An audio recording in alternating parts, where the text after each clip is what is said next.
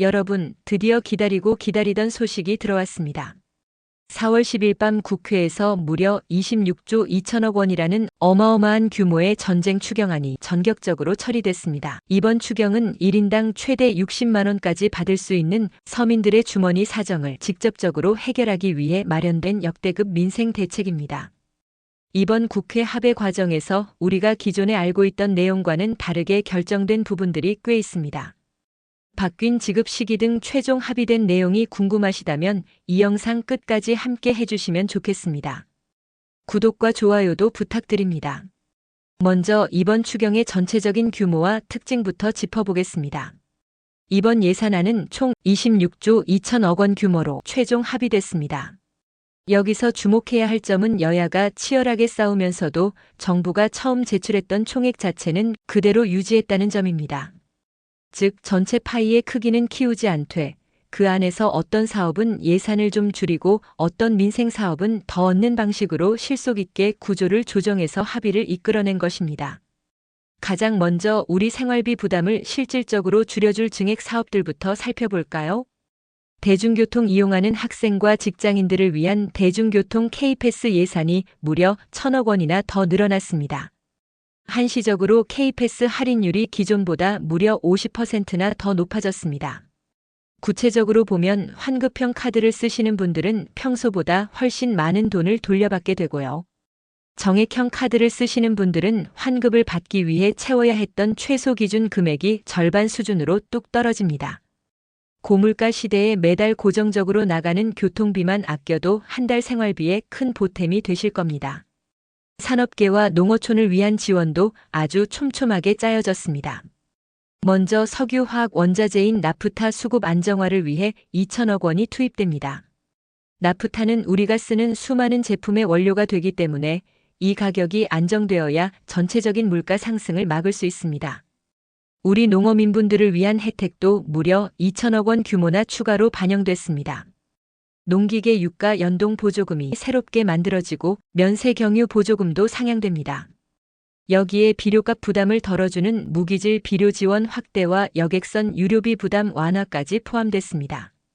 그뿐만 아니라 전세버스 기사님들께도 육아 연동 보조금을 한시적으로 지원하는 내용이 담겼으니 해당하시는 분들은 꼭 혜택 챙기시길 바랍니다.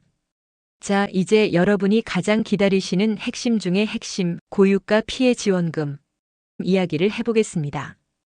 이 지원금은 결론부터 말씀드리면 전 국민 중 소득 하위 70%에 해당하는 약 3,500만 명에게 지급되는 것으로 확정됐습니다. 핀셋 지원을 해야 한다는 목소리도 있었지만 중산층까지 겪고 있는 고통을 반영해 정부 원안대로 합의가 이루어진 것입니다. 그럼 나는 대상이 될까? 이게 가장 궁금하시죠?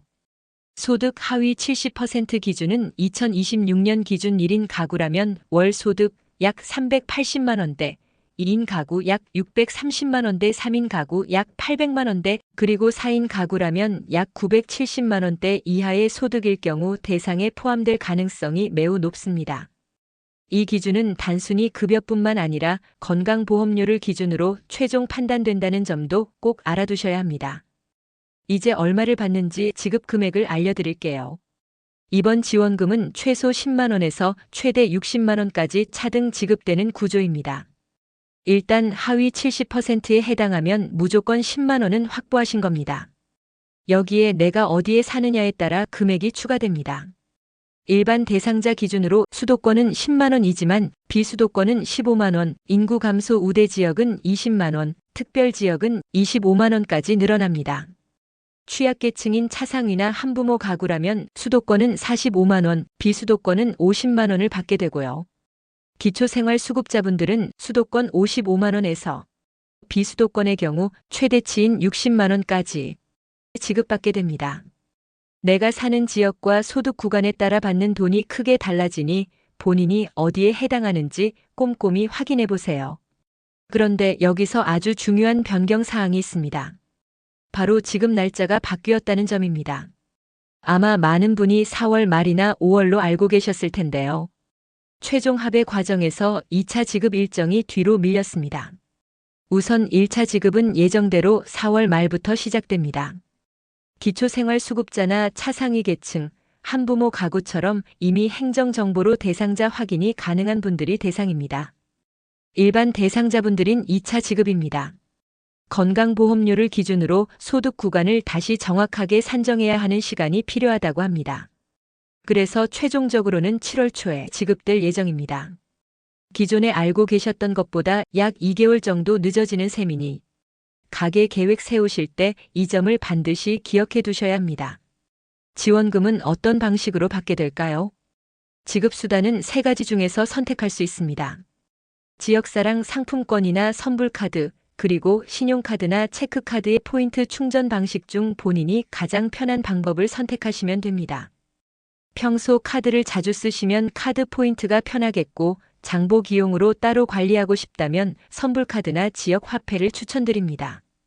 사용처도 미리 알고 계셔야 당황하지 않겠죠.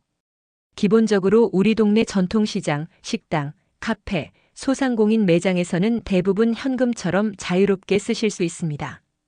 하지만 대형마트나 백화점, 대형 프랜차이즈의 직영점 등에서는 사용이 불가능합니다. 이번 지원금의 목적 중 하나가 지역 경제를 살리고 소상공인을 돕는 것이기 때문입니다. 또한 지급받은 금액은 정해진 사용 기한 내에 꼭 쓰셔야 하니 신청 후에 기간도 잘 챙기셔야 합니다.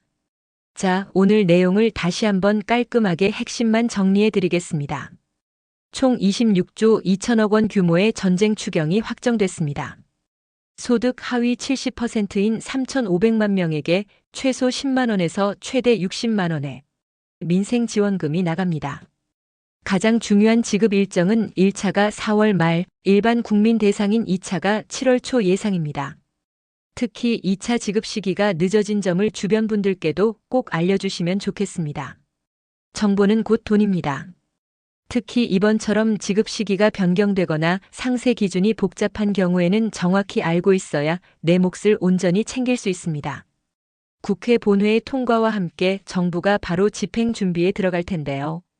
앞으로 구체적인 신청 방법이나 지자체별 세부 공고가 나오면 제가 누구보다 빠르게 다시 정리해서 전해드리겠습니다. 아직 구독 안 하신 분들은 구독과 알림 설정 꼭 해두시기 바랍니다. 오늘 이 소식이 힘든 시기를 보내고 계신 여러분께 조금이나마 힘이 되고 위로가 되었으면 좋겠습니다. 주변에 이 지원금 소식을 기다리시는 소중한 분들께도 오늘 영상 많이 공유해 주세요. 오늘도 끝까지 함께 해주셔서 정말 감사합니다.